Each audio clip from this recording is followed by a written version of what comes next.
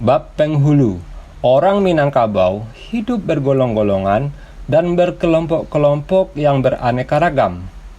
Golongan yang terpenting ialah kekerabatan sedarah dari turunan ibu, matrilineal. Golongan itu bertingkat-tingkat dari tingkat yang paling kecil sampai ke tingkat yang paling besar, merupakan suatu kesatuan yang utuh. Tingkatan itu laksana air telaga yang tenang dijatuhi sebuah benda sehingga terjadi lingkaran riak-riak kecil atau besar. Dalam suatu nagari, golongan itu berbaur dengan golongan lain. Ibarat air telaga yang tenang tadi, kejatuhan beberapa buah benda pada tempat yang berlainan, sehingga setiap benda membuat lingkaran yang beriak-riak. Tiap riak yang berpusar pada titik benda itu jatuh berbaur dengan lingkaran riak-riak yang lain, tanpa kehilangan lingkaran riak asalnya. Demikianlah sifat dari bentuk golongan-golongan yang bersumber dari garis keturunan ibu yang terdapat dalam masyarakat Minangkabau. Di samping golongan seturunan darah, mereka hidup berkelompok dalam berbagai jenis perkampungan seperti tarata, dusun, korong, koto, dan nagari. Dalam perkampungan itu, hiduplah golongan-golongan itu secara berbaur erat dalam bentuk integrasi dan asimilasi antar golongan. Di samping itu, mereka pun mempunyai perserikatan dalam jenis pekerjaan, keahlian, kegemaran, dan sebagainya tanpa terikat pada golongan turunan darah, kelompok permukiman, atau status sosial. Suatu golongan, kelompok, atau perserikatan dapat berkembang menjadi lebih besar atau mengecil sampai lenyap. Namun, hal itu bukanlah karena faktor satu mengalahkan atau menghancurkan yang lain, melainkan karena faktor alamiah atau karena hal lain yang berpangkal pada dirinya sendiri. Kejayaan suatu nagari tidak tergantung pada luas atau sempitnya teritorialnya atau wilayahnya, subur atau tandus tanahnya, melainkan karena aktivitas warganya masing-masing. Nagari yang sempit atau tandus menjadi daerah industri kerajinan dan menumbuhkan pengrajin yang terampil atau pedagang yang ulet di luar nagarinya atau di rantau. Sedangkan nagari yang luas teritorialnya atau subur tanahnya menjadi makmur oleh hasil pertanian. Di samping pergi merantau, penduduk nagari yang telah padat membiasakan pula melakukan perpindahan dengan membuka pemukiman baru yang jauh dari tempat asalnya. Di pemukimannya yang baru itu, secara lambat laun mereka dapat mendirikan lembaga adatnya sendiri sebagaimana yang ada di nagari asalnya. Tidak ditemukan dalam sejarah mereka bahwa penduduk di nagari yang telah padat lalu menjarah wilayah nagari tetangganya untuk mengatasi kesulitan hidup mereka. Juga tidak pernah terjadi penyerbuan atau perampokan penduduk suatu nagari ke negara lain. Bahkan tidak pernah terjadi peperangan antara penduduk suatu nagari dan nagari yang lain karena alasan apapun juga. Cara-cara kekerasan demikian bertentangan dengan falsafah mereka. Untuk mengatasi kesulitan hidup di dalam nagarinya sendiri, baik karena kepadatan maupun karena tanah yang tidak subur atau karena lain-lain hal, umumnya mereka pergi merantau. Di rantau mereka berusaha sendiri-sendiri atau bersama-sama dengan membuka lapangan usaha seperti bertukang, berdagang, atau memburu. Seperti hidup di nagarinya sendiri, di rantau orang mereka tidak akan melakukan penjarahan atau penaklukan terhadap penduduk yang ditempatinya. Tidak ada halangan bagi mereka untuk mendirikan lembaga seperti di kampung halamannya apabila kebanyakan mereka ingin menetap di rantau itu. Asal-usul lahirnya suku. Pada mulanya orang Minangkabau hidup dalam 4 golongan yang mereka namakan suku. Masing-masing bernama Bodi, Caniago, Koto, dan Piliang. Kedua suku yang disebut pertama menganut sistem politik yang disebut Kelarasan Bodi Caniago, pimpinan Datuk Perpatiah Nan Sabatang.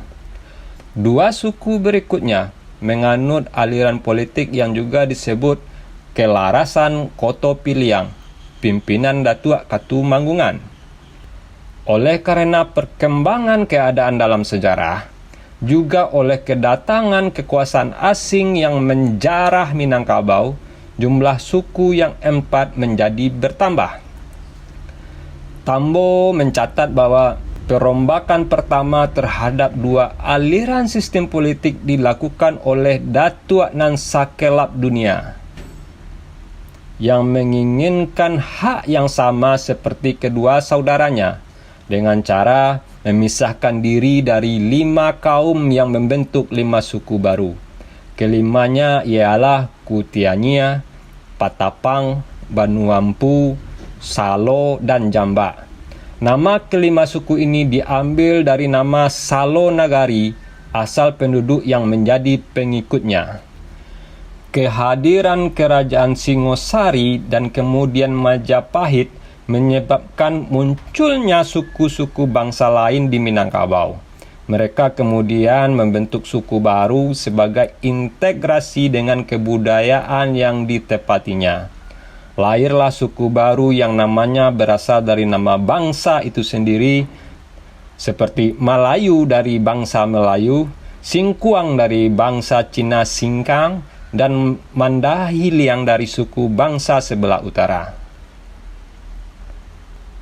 Pemekaran suku, oleh karena proses sejarah serta perkembangan masyarakatnya, maka jumlah suku bertambah banyak juga. Jika pada mulanya dikenal hanya ada 4 suku, seperti Bodi, Caniago, Koto, dan Piliang, lalu bertambah dengan apa yang dilakukan Datuk Nan Sakelap Dunia di 5 kaum, maka kehadiran Kerajaan Pagaruyung ikut menambah jumlah suku. Setelah suku-suku itu berkembang banyak, masing-masing mengelompok ke dalam 2 aliran sistem pemerintahan. Mungkin karena kedudukan Raja Pagaruyung sudah kian melemah atau karena alasan lainnya. Prinsip-prinsip yang dianut suku menurut alirannya semua kian melonggar. Terutama di wilayah rantau, suku yang semula menganut aliran Koto Piliang beralih menganut aliran Bodi Caniago. Sedangkan di wilayah Luhak Nan Tiga, pada umumnya suku-suku itu masih kukuh menganut aliran semula. Pertumbuhan dan kehadiran suku tidak merata. Ada suku yang mekar di suatu negari, tetapi ada juga suku yang lenyap karena kepunahan warganya. Umpamanya suatu negari yang semula mempunyai 4 suku, seperti Koto, Piliang, Jamba, dan Malayu, lebih berubah ke posisinya. Salah satu suku, umpamanya suku Koto, mekar dengan cara pembelahan menjadi 2 atau 3. Sedangkan suku lainnya, umpamanya Jamba, lenyap karena kepunahan warganya.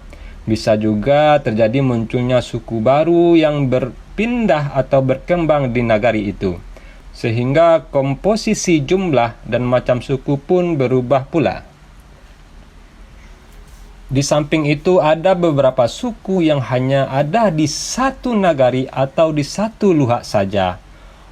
Umpamanya suku Pinawan di wilayah selatan Solo atau Gundam di nagari Limo Kaum dalam luhak tanah datar. Sedangkan suku yang terbesar atau yang merata pada seluruh Minangkabau ialah Bodi, Caniago, Guci, Jamba, Koto, Malayu, Piliang, dan Tanjung. Lahir dan mekarnya suku disebabkan beberapa hal, seperti pertumbuhan jumlah penduduk karena kelahiran, pertambahan jumlah penduduk karena penggabungan, pembukaan pemukiman baru, dan kedatangan orang asing. 1. Pemekaran karena pertambahan penduduk. Bila jumlah warga suatu suku dalam satu negari telah demikian besarnya, sehingga tidak seimbang lagi dengan jumlah warga suku lainnya, maka akan terjadi kesulitan sosial, terutama dalam hal perkawinan. Dalam sistem perkawinan mereka, sangat terlarang perkawinan antara orang yang sukunya sama.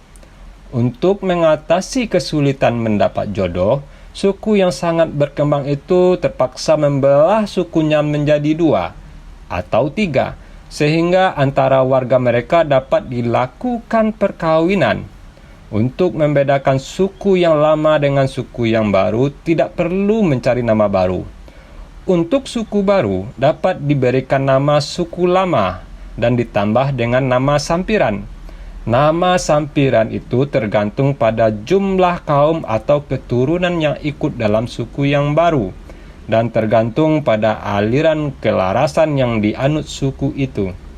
Jika membentuk suku baru itu berasal dari sejumlah orang dari beberapa ninia, nenek perempuan, jumlah ninia itu dipakai sebagai nama sampirannya. Jumlah itu pun tergantung pada aliran kelarasan yang dianut mereka. Jika yang menganut aliran Kotopiliang, jumlahnya dalam angka genap. Kalau Bodhicaniago, dalam angka ganjil. Umpamanya yang membelah diri atau memekarkan itu adalah suku Melayu yang termasuk penganut aliran Kotopiliang. Sedangkan yang bergabung terdiri sejumlah ninia, maka nama suku baru itu menjadi Melayu 4 ninia atau Melayu 6 ninia. Tergantung pada jumlah yang bergabung dalam suku baru itu. Jikalau yang dimekarkan itu terambil dari sejumlah kaum, maka namanya menjadi Melayu 4 kaum, dan seterusnya. Jika yang dimekarkan itu terambil dari tempat kediamannya dalam nagari yang bersangkutan, maka namanya Melayu 2 Korong, dan seterusnya. 2. Pemekaran karena pemukiman baru.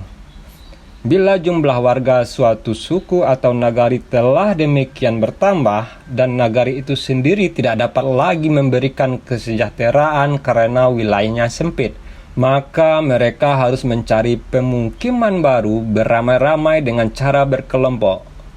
Kelompok orang itu mungkin berasal dari satu atau beberapa nini atau kaum yang sukunya sama, atau terdiri dari beberapa suku. Dan bisa juga arus perpindahan itu dari beberapa nagari. Pemukiman yang baru itu berada di luar wilayah nagari masing-masing. Bisa dekat dan bisa jauh sekali. Di tempat yang baru itu, mereka dapat memilih beberapa alternatif, yakni A. Setiap anggota suku bergabung, berintegrasi dengan suku yang telah lebih dahulu ada di tempat itu, seperti orang Tanjung bergabung dengan suku Tanjung, orang Dalimo bergabung dengan orang suku Dalimo. B. Beberapa nini atau kaum dari suku yang sama yang berasal dari nagari yang sama membentuk suku baru di nagari tampatan itu. Pembentukan ini karena alasan suku yang sama di nagari tempatan itu telah terlalu banyak warganya, sehingga pengintegrasian akan merugikan kedua belah pihak. C. Orang-orang dari satu suku dan satu nagari itu tidak bisa berintegrasi dengan suku yang ada di nagari tempatan, karena di sana tidak ada suku yang sama dengan suku mereka. Mereka lalu berkelompok dalam sukunya. D. Orang-orang dari beberapa nagari yang mempunyai suku yang sama bergabung mendirikan sukunya sendiri di nagari tempatan yang baru itu. E. Orang dari bermacam-macam suku, tetapi dari nagari yang sama, bergabung untuk mendirikan suku yang baru di nagari tempatan itu. Bagi alternatif B, maka suku baru yang mereka dirikan dapat memakai nama sukunya dengan tambahan sampiran dari jumlah nini atau kaum mereka, dengan ditambah kata nan di tengahnya. Umpamanya Caniago dari aliran kelarasan Bodi Caniago akan memakai nama Caniagonan 3 nini atau Caniagonan 5 kaum. Pemakaian angka dan nama kelompok tergantung pada jumlah dan tingkat kelompoknya. Lazim juga istilah nini dan kaum tidak dipakai, sehingga menjadi Caniagonan 3 atau Caniagonan 5 saja. Bagi alternatif C, mereka bisa saja memakai nama suku mereka tanpa sampiran apa-apa. Jika mereka itu terdiri dari suku Kutianyir, maka di tempat yang baru dapat memakai nama yang sama. Terdapat alternatif D, mereka akan memakai nama sampiran korong dan di tengah kata nan dan angka yang semestinya. Umpamanya jika nama suku asalnya Koto dari 2 nagari atau lebih, maka mereka akan memakai nama suku Koto nan 2 korong atau lainnya pula. Terhadap alternatif E, mereka dapat mendirikan suku dengan memakai nama nagari asal mereka semula. Umpamanya Padang Laweh, Padang Datar, Gundam, dan Pinawan. 3. Pemekaran karena imigran. Orang asing atau bukan orang Minangkabau dapat menjadi warga yang sama utuhnya dengan penduduk asli, baik secara individual maupun secara bersama-sama dalam bentuk kelompok. Melalui proses asimilasi, tidaklah mereka dapat dipandang sebagai orang Minangkabau meskipun telah berlangsung beberapa generasi. Mereka tetap dipandang sebagai orang asing. Kalau orang asing itu laki-laki yang menikahi wanita Minangkabau, ia tetap dipandang sebagai orang asing. Sedangkan anaknya secara otomatis menjadi orang Minangkabau sesuai dengan sel matrilineal. Kalau orang asing itu perempuan yang menikah dengan orang Minangkabau, ia tetap dipandang sebagai orang asing. Anaknya juga dipandang sebagai orang asing karena ibunya orang asing. Dalam sejarah Minangkabau, ternyata telah sering terjadi gelombang kedatangan orang asing atau suku bangsa asing yang datang sebagai pedagang, petani, dan juga sebagai penjajah. Tentu saja telah terjadi perkawinan dengan orang Minangkabau. Di samping itu juga telah terjadi integrasi melalui proses adat yang berlaku tanpa kehilangan identitasnya, seperti yang terdapat pada suku Melayu, Singkawang, Mandahiliang, dan Kampai. Melakukan integrasi dengan cara mendirikan suku sendiri di nagari tempatan lebih menguntungkan. Pertama, sebagai suku mereka akan memperoleh hak yang sama dengan suku yang telah ada sejak semula di nagari tempatan itu, yaitu penguasaan tanah ulayat sendiri. Kedua, mereka akan dapat ikut serta mengatur nagari itu karena mereka juga mempunyai penghulu yang sederajat dengan penghulu yang telah ada sebelumnya.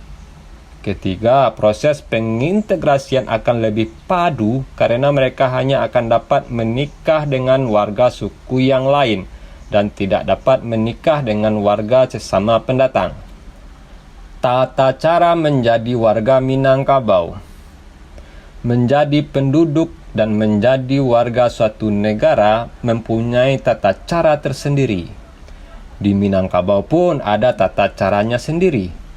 Dalam sejarah Minangkabau, ternyata bahwa setiap suku bangsa dari manapun asalnya dapat menetap di nagari itu, terutama di wilayah rantau. Hal ini disebabkan rantau merupakan wilayah kolonisasi raja, juga menjadi daerah kegiatan perekonomian. Sebagai daerah perekonomian, dengan sendirinya rantau akan banyak berhubungan dengan orang asing, terutama dalam hal perdagangan. Oleh karena itu, dengan sendirinya tentulah akan banyak orang asing yang menetap dan menjadi penduduk negeri itu. Akan tetapi, untuk menjadi warga Minangkabau dengan hak-hak yang sama, diperlukan tata cara. Tata cara itu dinamakan mengisi adat. Cupak diisi, limbago dituang. Cupak diisi, lembaga dituang, kata pepatah mereka, yang maksudnya mengiaskan aturan tersendiri untuk memenuhi suatu kewajiban kepada keadaan yang berbeda-beda. Mengisi adat itu merupakan prosedur yang umum berlaku, bukan hanya terhadap orang asing yang hendak menjadi warga Minangkabau, tetapi juga bagi orang Minangkabau yang melakukan perpindahan desa atau nagari. Umpamanya, orang Minangkabau yang berasal dari Bukit Tinggi, yang ingin tinggal sementara atau untuk selamanya di Kurai Taji, harus mengisi adat kepada penghulu yang ditempatinya di nagari Kurai Taji itu. Kalau ia menjadi warga dari suku Caniago, maka penghulu yang ditempatinya ialah penghulu suku Caniago pula. Ia tidak dapat memilih penghulu suku lain. Dalam Mamang Minangkabau dikatakan, tanah sabingkah Allah bamilia, rumput salai Allah bapunyo, malu nan alun babagi, suku indak dapat diasak. Tanah sebingkah telah bermilik, rumput sehelai telah berpunya, malu yang belum dibagi, suku tidak dapat digeser.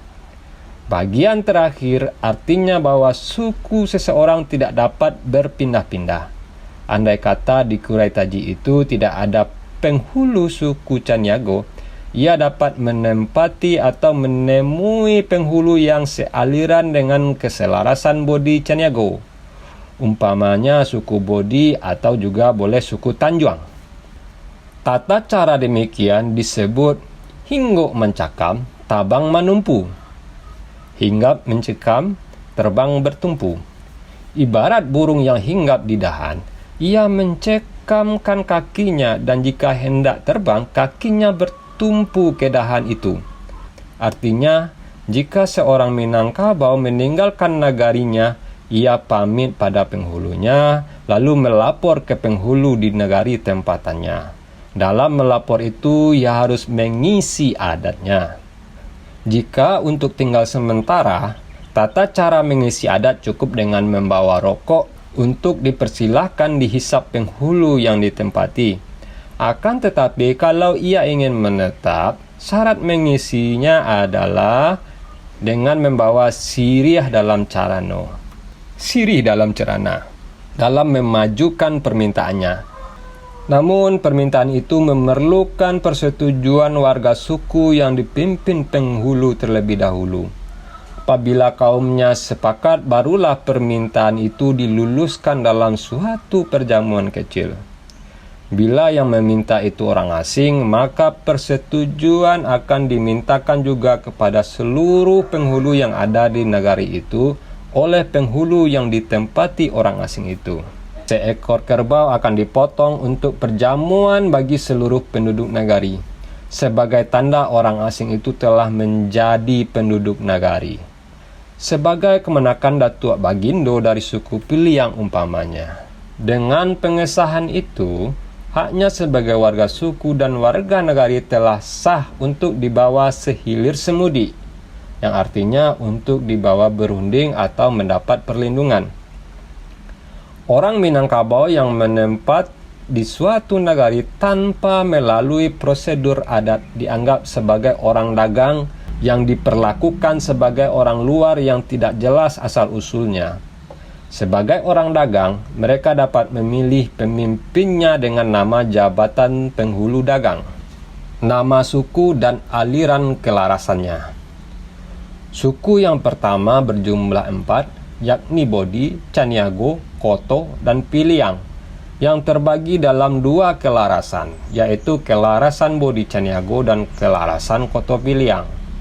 Kemudian jumlah itu telah menjadi lebih banyak, baik karena perkembangan datuk nan sekelap dunia, maupun karena kehadiran bangsa-bangsa lain yang menjadi kaula raja. Lambat laun suku itu berkembang menjadi lebih dari 40 buah. Pada mulanya suku-suku itu merupakan penganut laras yang ada. Selain laras nan dua, muncul pula laras ketiga yang bernama Laras nan Panjang.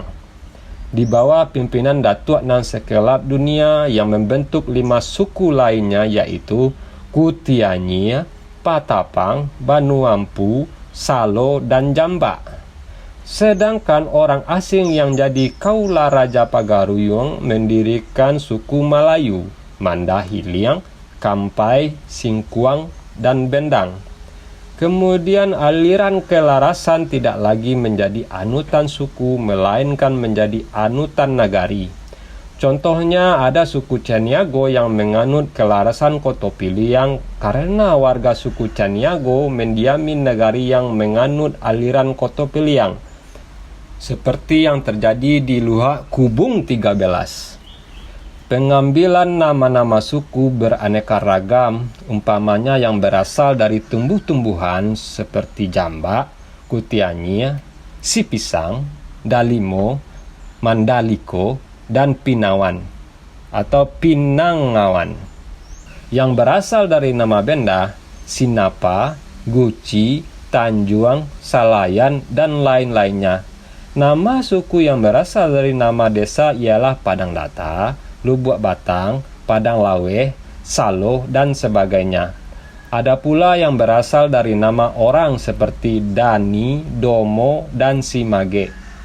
Jumlah suku itu diperkirakan lebih dari 40 buah, yakni Banuampu, Bendang, Bingkuang, Budi Caniago, Dalimo, Dani, Domo, Guci, Gudam, Haro, Jamba, Kampai, Karambia, Koto, Sikumbang, Kutiania, Lubuk Batang, Simabua, Simage, Mandahiliang, Mandaliko, Mansiang, Malayu, Sinapa, Padang Data, Padang Lawe, Pangarancang, Panai, Sipanjang, Patapang, Payobada, Piliang, Pinawan, Sipisang, Salayan, Salo, Singkuang, Supayang, Tabu, dan Tanjuang.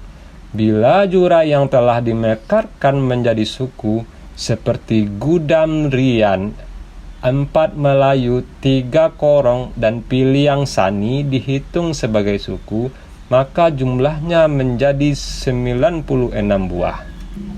Keragaman penghulu, golongan dan kelompok dalam masyarakat mempunyai pimpinan yang berada di tangan mama.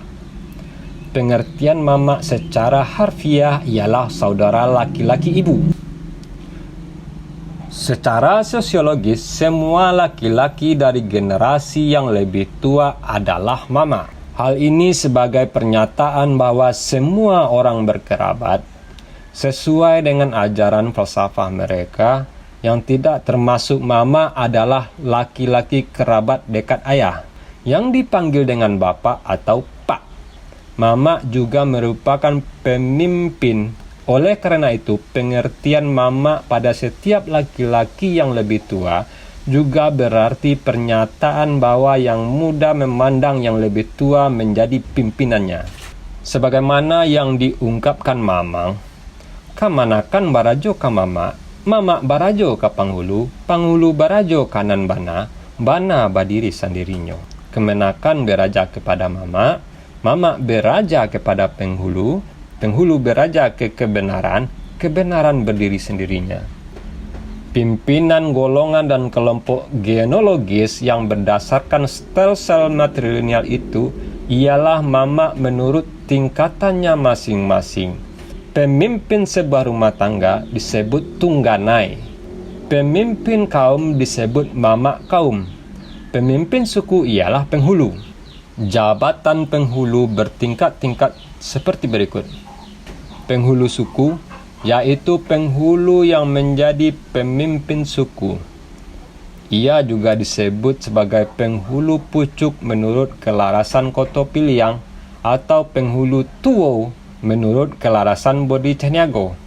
Penghulu pucuk atau penghulu Tua ialah penghulu dari 4 suku pertama yang datang membuka negari tempat kediamannya.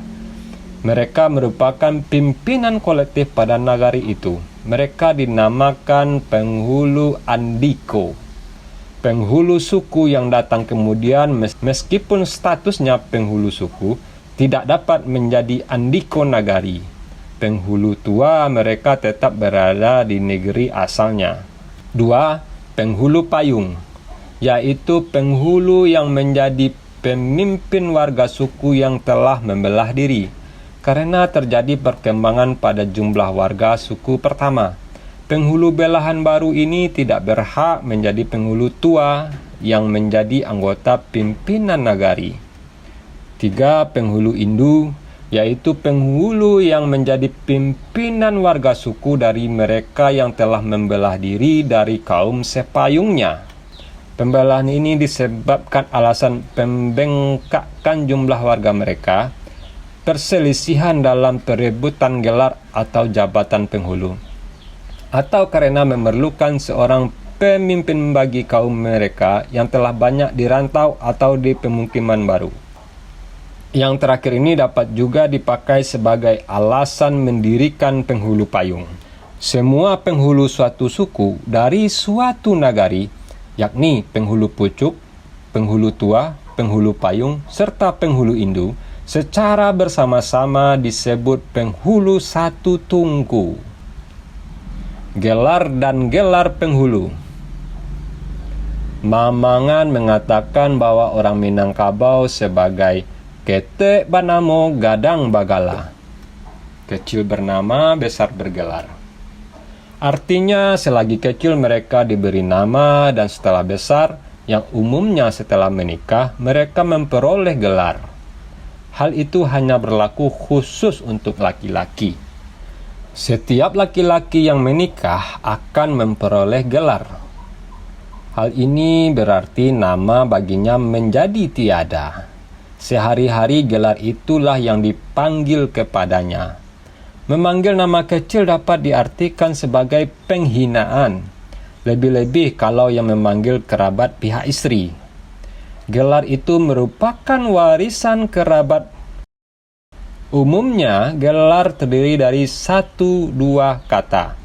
Warga suku asal seperti Bodi Caniago, Koto Piliang, dan beberapa yang lain memakai nama-nama yang bersumber dari bahasa Sanskerta yang disesuai dengan lafal Minangkabau. Umpamanya Marajo dari Maharaja, Indo dari Indera, Mangkuto dari Mahkota, Sinaro dari Sunaria, Batuah dari Tuah, Cumano dari Laksmana, Sampono dari Sampurna, dan Tianso dari Triwangsa. Suku yang tumbuh kemudian selain memakai kata yang berasal dari bahasa Sanskerta, juga memakai bahasa Minangkabau asli, seperti Malenggang, Kaciak dari kecil atau kecil, Gunuang, Payuang, dan Balimo. Bahkan kemudian ada gelar yang bersumber dari bahasa Arab, seperti Kulipah dari Khalifah, Ibadai dari Ibadat, Kari dari Kori, dan Kati dari Khatib. Pada umumnya gelar itu diawali dengan gelar kehormatan seperti Sultan, sehingga menjadi Sultan Sinaro, Sultan Malenggang, atau Sultan Sami. Variasi lain dari gelar awal itu menunjukkan fungsinya dalam masyarakat kebudayaan Minangkabau, terutama fungsi keagamaan seperti Kari, Kati, Tuanku, Malin, dan Imam, sehingga menjadi Kari Mudo, Kati Batuah, Tuanku Mancayo, Malin Gadang, dan Imam Marajo. Variasi lain dari gelar awal itu bisa pula dengan memakai gelar pusaka itu pada awalnya, sehingga menjadi Rajo Bagindo, Malenggang Sultan, dan sebagainya. Sedangkan di rantau pesisir seperti Pariaman dan sekitarnya lazim dipakai gelar Sultan, Bagindo, dan Sidi. Seperti Sultan Muhammad Nur bagi orang yang bernama Muhammad Nur, Bagindo Sulaiman bagi yang bernama Sulaiman, dan Sidi Tando bagi yang bernama Tando. Gelar ini merupakan warisan dari ayahnya, Kalau ayahnya bergelar Sultan, maka anaknya bergelar Sultan. Demikian pula kalau gelar Bagindo dan Sidi. Sedang di wilayah Padang dan sekitarnya lazim dipakai gelar Sultan dan Marah sebagai warisan dari ayah. Pemakaiannya di depan nama, sehingga menjadi Sultan Sulaiman jika namanya Sulaiman, Marah Rizal kalau namanya Rizal. Bagi orang Luha Agam, gelar Sultan merupakan gelar orang muda. Ukuran tua dan muda dalam hal ini ditentukan dengan kelahiran cucu. Orang yang belum punya cucu dipandang sebagai masih muda. Tetapi kalau sudah punya cucu dipandang sudah tua. Sebagai orang tua, maka gelar Sultan tidak dipakainya lagi dan diganti dengan gelar Engku.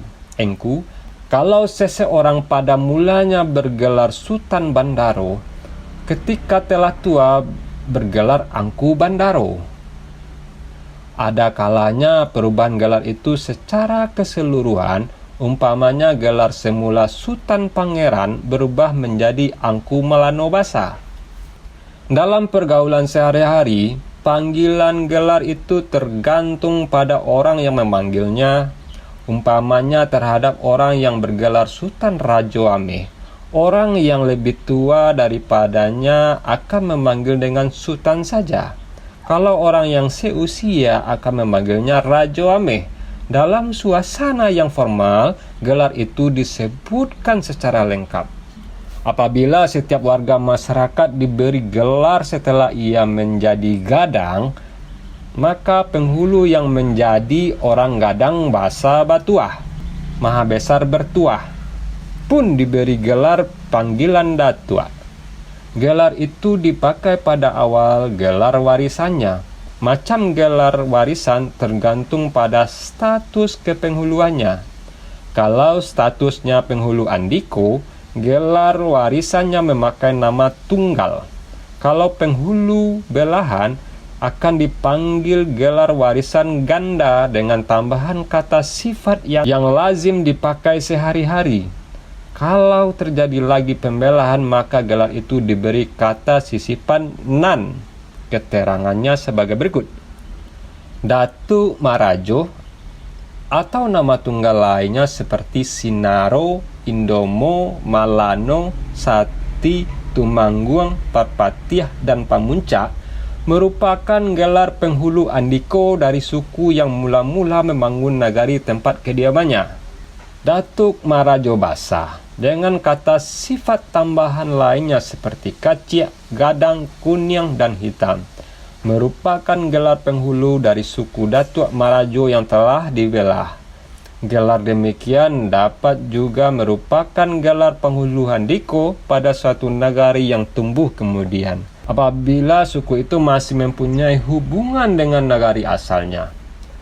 Apabila pembelahan itu karena terjadi persengketaan dalam perebutan jabatan penghulu oleh para waris yang berhak, maka gelar penghulu yang baru memakai urutan kata yang terbalik. Umpamanya Datuk Marajo Basa dibalik menjadi Datuk Basa Marajo. Lazim pula bahwa Datuk Marajo Basa yang telah menjadi penghulu andiko di nagarinya yang baru, yang hendak memutus hubungan dengan nagari asal, karena ingin menjadi penghulu yang setaraf dengan yang negari asal, lalu memakai gelar tunggal pula. Untuk membedakan dengan penghulu dari negari asal, ia lalu memakai kata akhir dari gelar yang semestinya, sehingga jadilah gelarnya yang baru Datuk Basa atau kata sifat lainnya seperti Gamuk, Putiah, Kulabu. 3. Datuk Marajo nan Basa merupakan gelar penghulu suku dari Datuk Marajo yang telah membelah dirinya untuk kedua kalinya. Digunakan penghulu yang masih menetap di negari asal atau yang telah bermukim di negari lainnya. 4. Datuk Marajo Basa nan Kunyang merupakan gelar penghulu dari suku Datuk Marajo Basa yang telah membelah dirinya pula. Gelar datuk bukan monopoli orang yang berjabatan penghulu saja. Gelar itu dapat juga dipakai orang yang dihormati karena jabatannya. seperti orang yang menjadi pembantu utama seorang penghulu yang kemudian akan menjadi penggantinya. Lazimnya ia disebut panungke, penongkat. Gelar yang dipakainya menggunakan dua kata, mulai dengan kata tugasnya seperti Datuk Tungke Ame, Datuk Payung Hitam, dan Datuk Mangkuto Intan. Orang-orang yang berjabatan tinggi seperti Kepala Nagari, Asisten Demang, atau Demang pada masa Belanda, ada kalanya diberi juga gelar Datuk sebagai gelar kehormatan.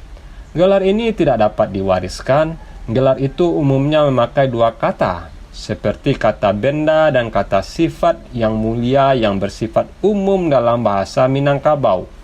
Umpamanya Datuk Gunung Kayu, Datuk Malilit Alam, atau Datuk Gampo Alam. Yang berhak menjadi penghulu.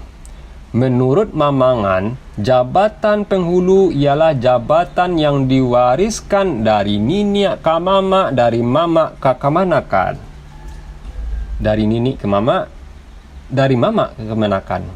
Sesuai dengan hukum stelsel matrilineal, kemenakan seorang penghulu secara sosiologis ialah semua orang yang menjadi warga sukunya pada negari kediamannya. Namun tidak semua laki-laki warga suku itu berhak dicalonkan sebagai penghulu. Yang berhak dicalonkan menjadi pengganti penghulu ialah kemenakan di bawah dagu, yakni kemenakan yang mempunyai pertalian darah.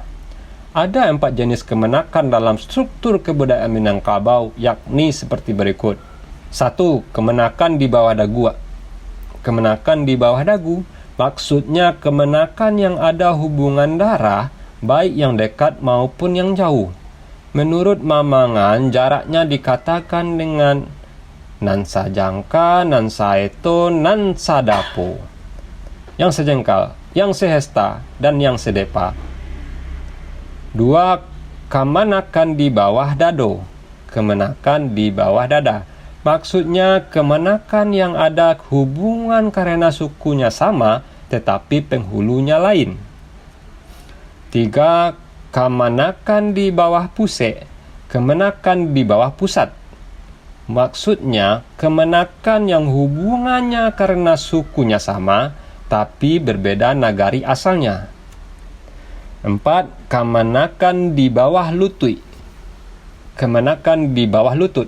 Maksudnya orang lain yang berbeda suku dan berbeda nagari, tetapi minta perlindungan di tempatnya. Alasan mendirikan penghulu baru. Dalam perbendaharaan bahasa Minangkabau ada ungkapan batagak gadang atau batagak panghulu. Mendirikan kebesaran atau mendirikan penghulu. Pemakaian kata menobatkan atau melantik tidak ada karena penghulu bukanlah raja dan juga bukanlah pejabat kepala pemerintah. Alasan-alasan mendirikan penghulu baru ialah sebagai berikut. 1. Mati batungkek budi. Mati bertongkat budi. Yang dimaksud dengan mati bertongkat budi ialah mendirikan penghulu baru karena yang lama meninggal dunia. Penggantiannya dilakukan di perkuburan sebelum jenazah dikebumikan. Upacara mendirikan penghulu demikian tidak lagi memerlukan perjamuan adat. Alasannya karena pada waktu upacara itu semua pihak yang dipandang sebagai wakil kaum dan masyarakat umumnya telah hadir. Sehingga sebagian tujuan perjamuan pada hari pelantikan formal sudah dilakukan.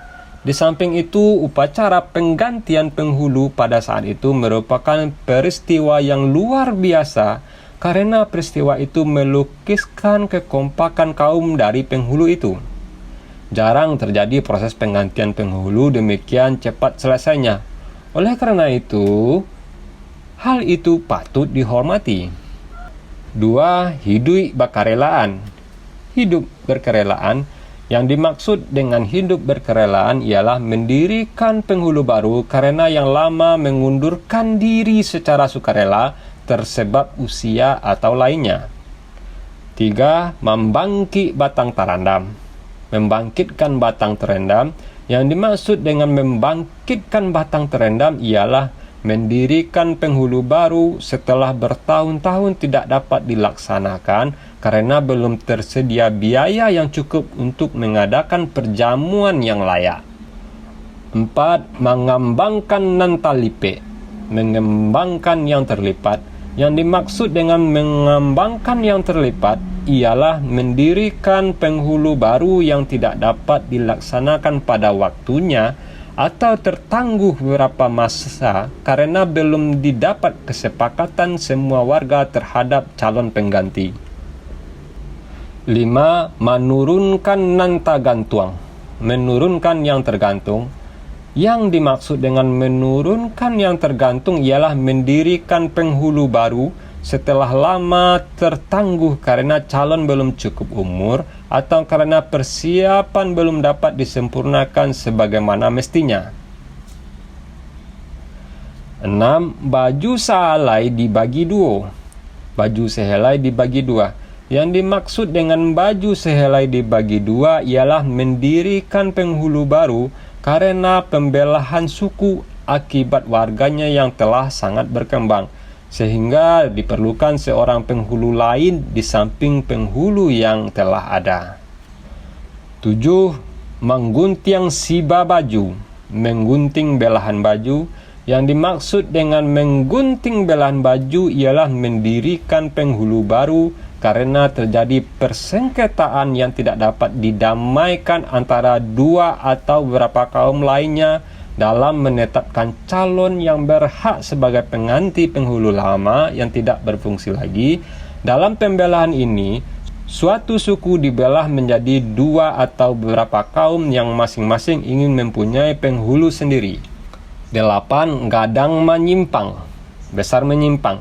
Yang dimaksud dengan besar menyimpang ialah mendirikan penghulu baru oleh suatu kaum yang ingin memisahkan diri dari pimpinan penghulu yang telah ada. Kewajiban penghulu. Penghulu adalah andiko dari kaumnya atau raja dari kemenakannya yang berfungsi sebagai kepala pemerintah dan menjadi pemimpin, menjadi hakim dan perdamai di dalam kaumnya.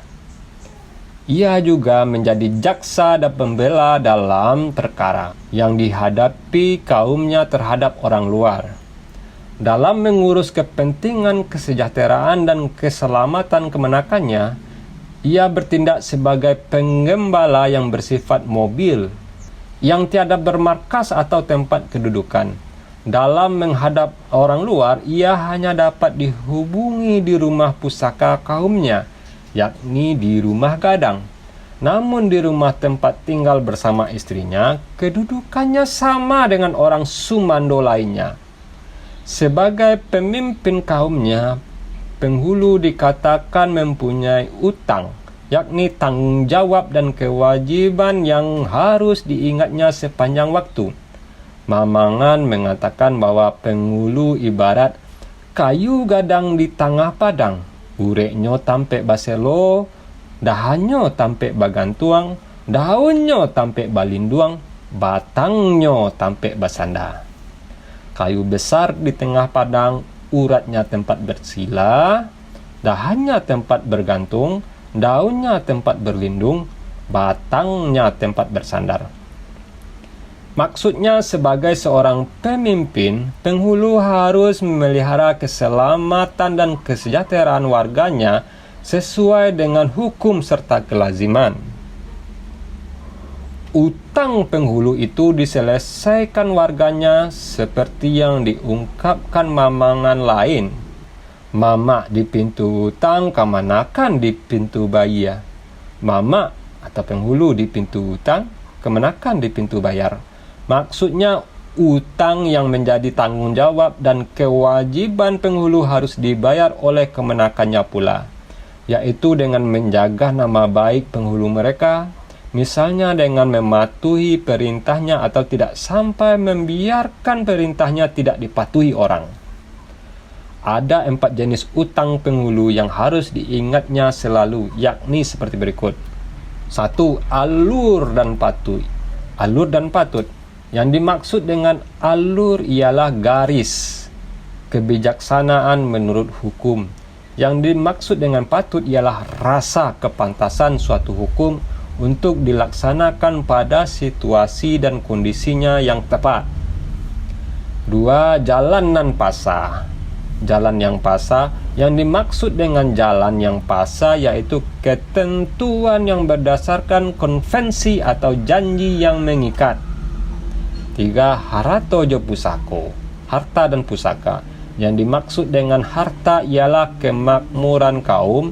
Yang dimaksud dengan pusako ialah warisan kaum yang berupa benda-benda kehormatan. 4. Anak kemanakan. Anak kemanakan. Yang dimaksud dengan anak kemanakan ialah seluruh penduduk kampung. Martabat penghulu. Penghulu mempunyai martabat, yakni kehormatan jabatannya. Dalam Mamangan dikatakan bahwa penghulu itu tumbuh dek ditanam, tinggi dek dianjuang, gadang dek diambak. Tumbuh karena ditanam, tinggi karena dianjung, besar karena dilambuk. Artinya seorang penghulu lahir karena dilahirkan kaumnya, tinggi karena didukung kaumnya, dan besar karena dipupuk kaumnya. Martabat itu bisa berarti timbal balik. Bagi penghulu, agar ia melaksanakan tugasnya dengan benar, dan bagi pihak kemenakan agar mereka menjaga nama dan kehormatan penghulu mereka. Setiap penghulu berhak menghadiri kerapatan nagari, tetapi tidak wajib. Kalau salah seorang penghulu tidak hadir tanpa diketahui sebabnya, kerapatan nagari tidak dapat dilangsungkan. Demikian pula dalam mengambil keputusan, jika masih ada penghulu yang tidak menyetujui, kerapatan nagari itu tidak dapat mengesahkannya. Seorang penghulu yang tidak menghadiri suatu kerapatan sama artinya dengan tidak menyetujui maksud kerapatan itu diadakan. Akan tetapi, kalau ketidakhadirannya karena sakit atau sedang dirantau, kerapatan dapat dilaksanakan dan mengambil keputusan. Meskipun mempunyai penongkat, keanggotaan penghulu dalam kerapatan itu tidak dapat diwakilkan pada penongkatnya. Para penghulu yang menghadiri kerapatan dalam balairung duduknya bersila di lantai. Balairung Kelarasan Kota Piliang mempunyai lantai yang bertingkat-tingkat. Tingkatan yang tertinggi merupakan tempat penghulu pucuk. Sedangkan Balairung Budi Caniago lantainya rata dan kedudukan penghulu tuo ialah pada kedua bagian ujung balairung.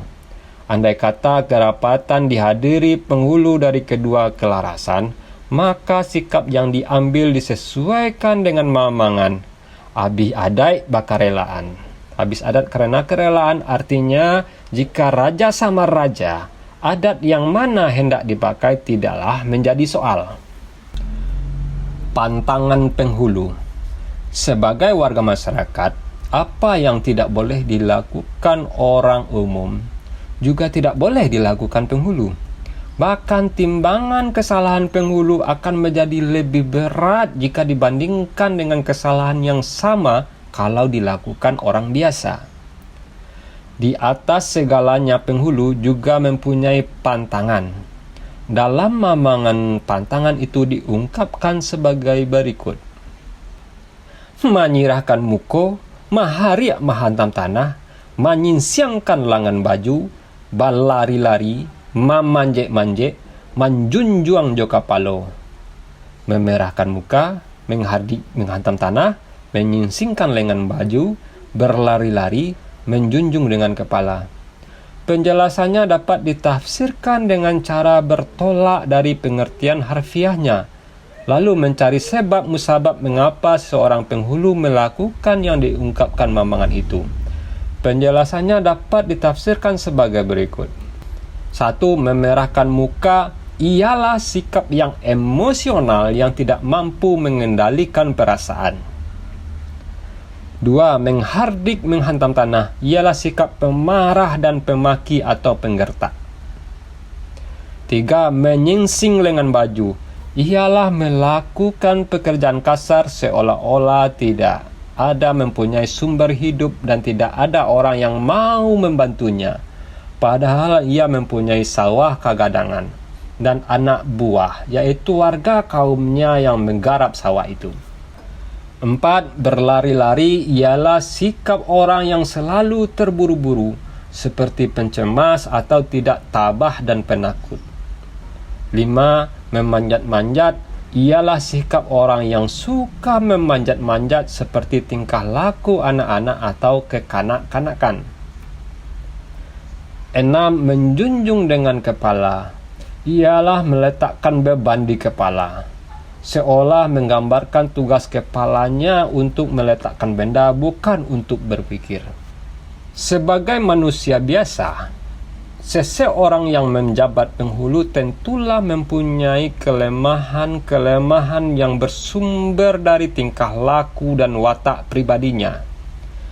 Oleh karena itu, ajaran memberikan ungkapan-ungkapan yang berwarna negatif sebagai bahan peringatan bagi setiap penghulu, agar ia menghindar dari kelemahan-kelemahan yang merugikan kaumnya dan dirinya sendiri. Ungkapan-ungkapan itu lebih merupakan suatu penilaian warga masyarakat terhadap tingkah laku penghulunya. Yang populer dikemukakan antara lain 4 macam penghulu dengan 6 perangainya. Yang dikatakan 4 macam penghulu ialah seperti berikut. 1. Penghulu, yaitu penghulu yang sebenarnya penghulu, atau boleh juga dikatakan penghulu yang sempurna memegang ajaran dan memenuhi harapan kaumnya. 2. Pengeluh, yaitu penghulu yang senantiasa suka mengeluh sebagai gambaran ketidakmampuannya menyelesaikan atau mengatasi kesulitan yang dihadapinya, baik kesulitan kaumnya maupun kesulitan dirinya. 3. Pengalah, yaitu penghulu yang hanya mau menang sendiri, tidak mau mengalah atau mundur, dan hanya mau mengalahkan pikiran dan pendapat orang lain. 4. Pengelah, yaitu penghulu yang senantiasa membuat helah atau mengelakkan kewajiban yang sesungguhnya harus dikerjakannya. Yang dikatakan 6 perangai penghulu ialah sebagai berikut. 1. Penghulu nan ditanjuang. Penghulu yang ditanjung, yaitu penghulu yang diibaratkan sebagai orang yang tinggal di tanjung, yang dapat berenang di air sebelah kanan atau kiri. Situasi itu menyebabkan dia mudah mempunyai alasan atau dalih bila orang tidak dapat menemuinya. Hal itu mengiaskan sikap penghulu yang suka mengelakkan tanggung jawabnya. 2. Penghulu ayam gadang. Penghulu ayam jago, yaitu penghulu yang diibaratkan bertingkah seperti ayam jago yang berkokok merdu. Hal ini mengiaskan sikap penghulu yang pandai omong tapi tidak mampu bekerja. 3. Penghulu balah batuang. Penghulu belah bambu, yaitu penghulu yang sikapnya ibarat orang membelah bambu, yang sebelah ditekan dan yang sebelah ditarik. Hal ini mengiaskan sikap penghulu yang tidak adil. 4. Penghulu katuk-katuk. Penghulu ketuk-ketuk, yaitu penghulu yang sikapnya seperti tong yang berbunyi bila diketok. Hal itu mengiaskan penghulu yang tidak mempunyai inisiatif. 5. Penghulu tupai tuo.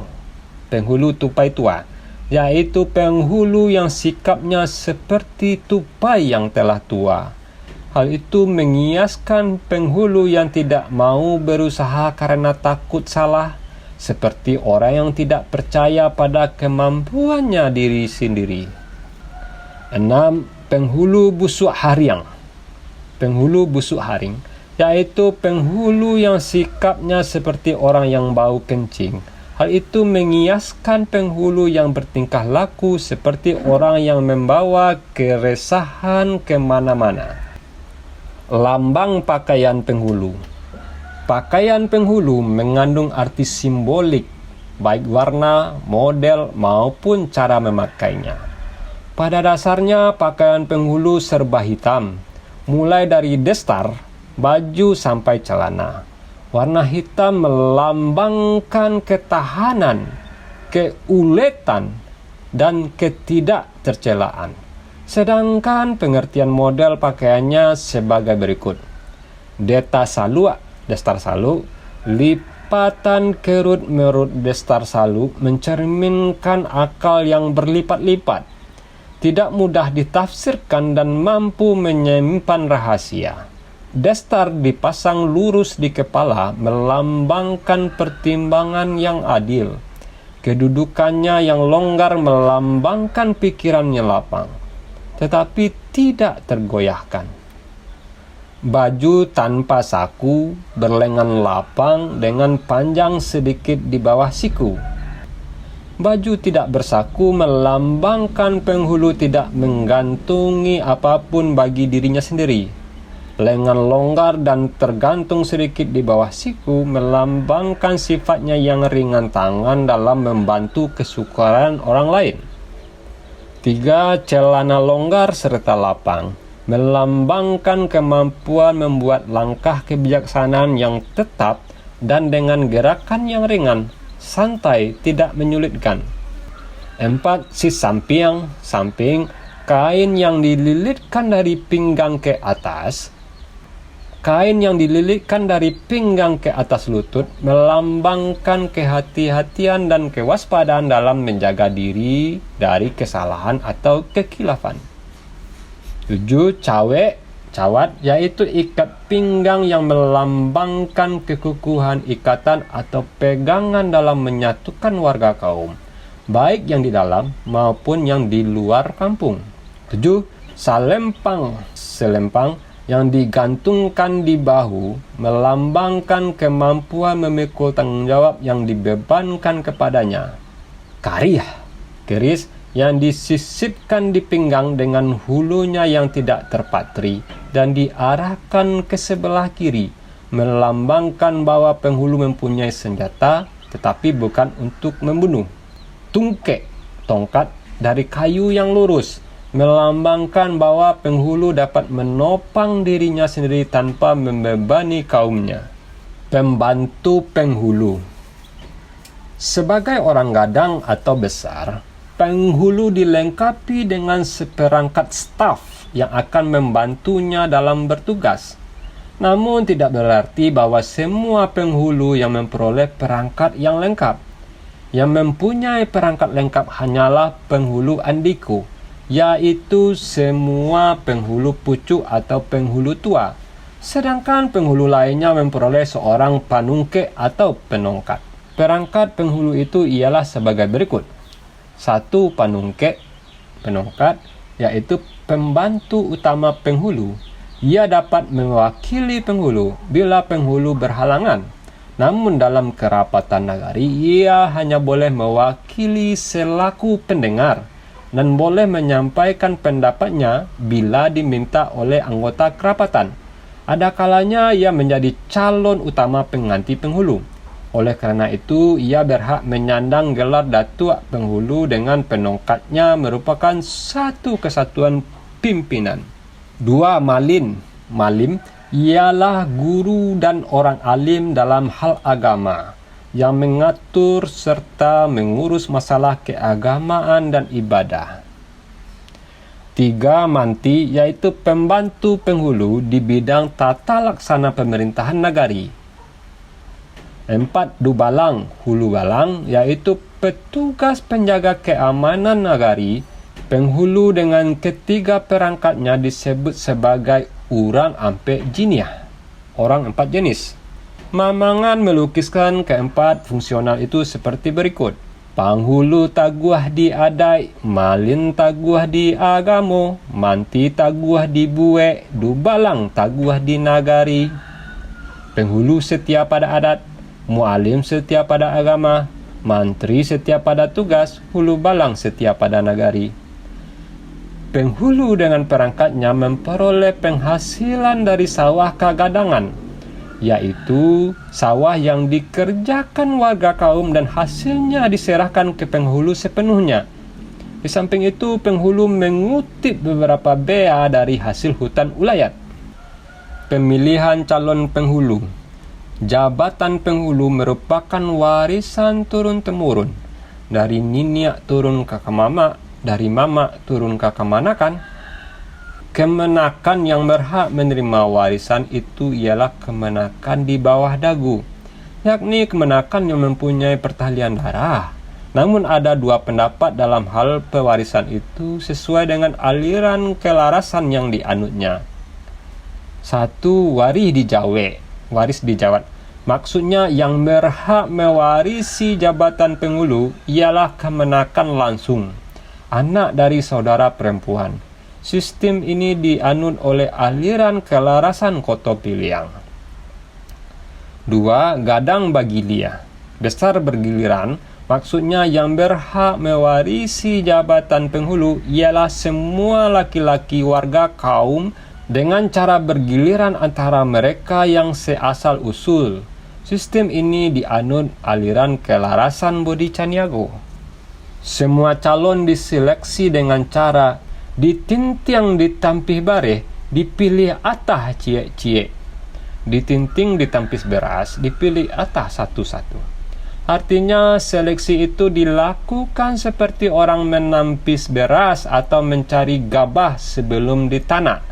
Setelah diperoleh calon yang serius, lalu dituah dicelakai. Artinya keadaan calon itu dikaji kebaikan dan keburukannya oleh warga kaum. Sehingga andai kata calon itu terpilih, tidak akan terjadi rumah sudah tokok paek berbunyi. Rumah sudah ketokan pahat berbunyi.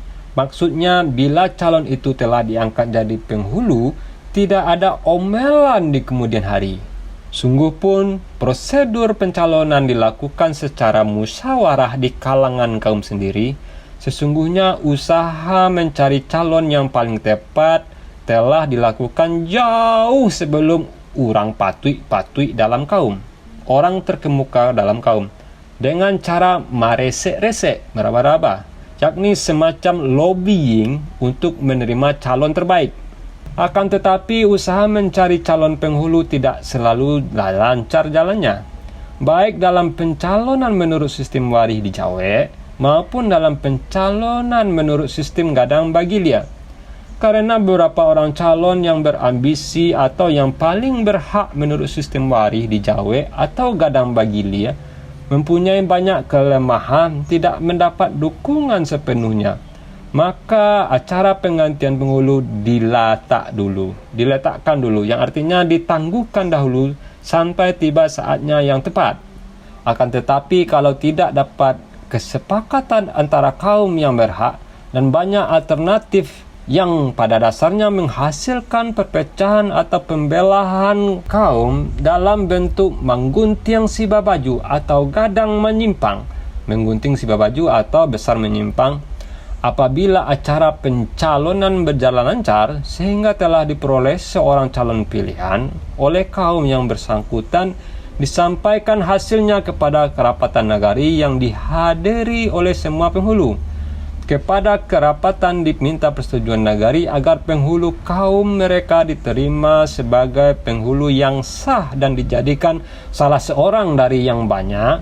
Setelah semua anggota kerapatan menyatakan persetujuan, lalu oleh kaum itu disampaikanlah hari perjamuan menegakkannya.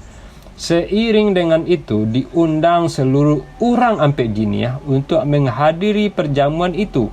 Lalu kepada kerapatan dibayarkan bea lilin ambalau dan bea menurunkan jamuan.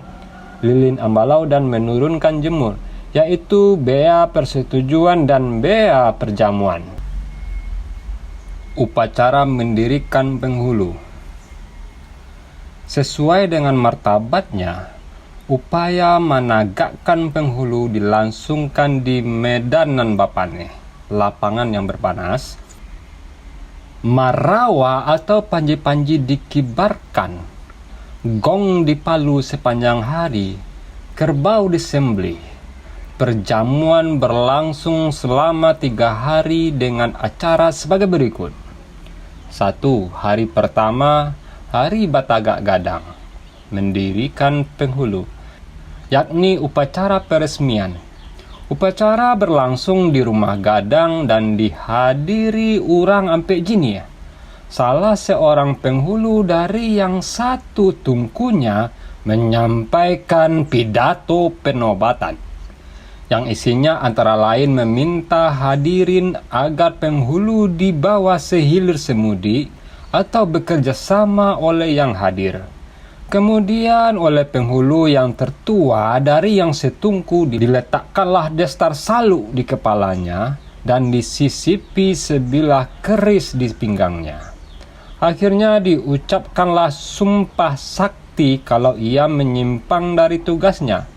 Isi sumpah akan dimakan bisokawi di ateh indak bapucuk, di bawah indak baure, di tengah-tengah dilirik kumbang. Akan dimakan bisakawi, di atas tidak berpucuk, di bawah tidak berakar, di tengah ditembus kumbang. Habis sumpah dibacakan doa. Lalu oleh janang semua tamu dipersilahkan menyantap nasi yang terhidang dengan pidato persembahannya. 2 hari kedua, hari perjamuan yang dimeriahkan dengan kesenian serta jamuan makan minum kepada isi nagari yang datang. 3. Hari ketiga, hari perarakan. Dengan diantar gelombang dan ditingkah bunyi-bunyian. Penghulu baru diarak ke rumah bako. Jika dinobatkan itu penghulu pucuk atau penghulu tua, maka perarakan memakai payung kuning, batagak gadang dengan upacara yang lengkap, demikian disebut adat diisi limbago dituang. Adat diisi lembaga dituang. Batagak gadang bisa juga dilaksanakan pada tanah tasirah, tanah lagi merah, yakni pada saat upacara penguburan penghulu yang digantikan. Kalau upacara itu dilaksanakan dalam masa 40 hari setelah penghulu yang digantikan meninggal, disebut talambok talabuah, pelembab terlabuh. Dalam jarak waktu 110 hari disebut tirai takambang, tirai terkembang. Ketiganya dapat dilaksanakan lebih sederhana.